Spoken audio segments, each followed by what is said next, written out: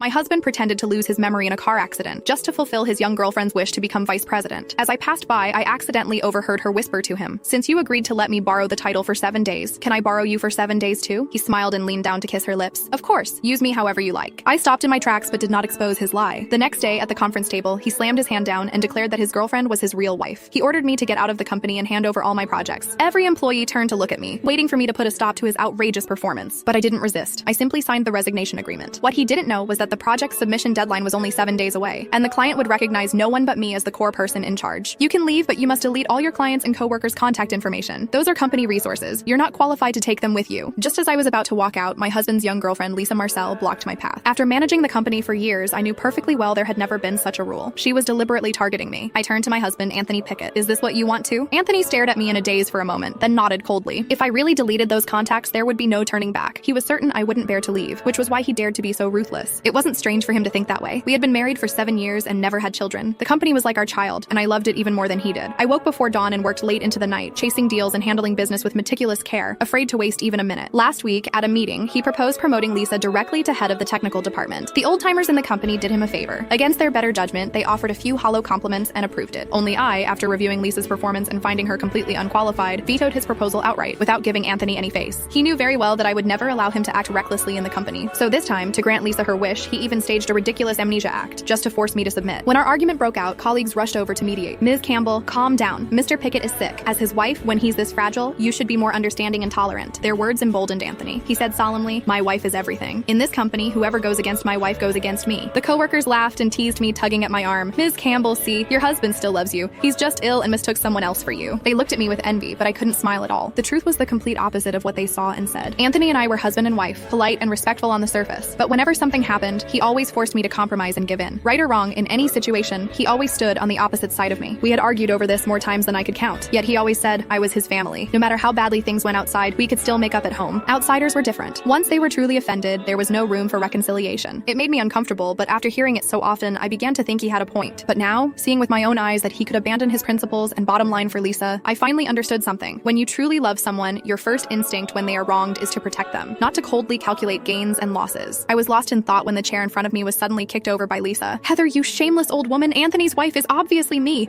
If you dare spout nonsense again, I'll rip your mouth apart." She pointed at me and screamed as if I were the one destroying someone else's family. Anthony watched the whole scene without saying a word. He simply stood behind Lisa, silently backing her up. I smiled. "Fine, I'll delete them." As soon as I spoke, I took out my phone and posted on my social feed that I had resigned. Then I raised my hand to log out of my work account. Seeing that I was serious, Anthony suddenly panicked and rushed to stop me.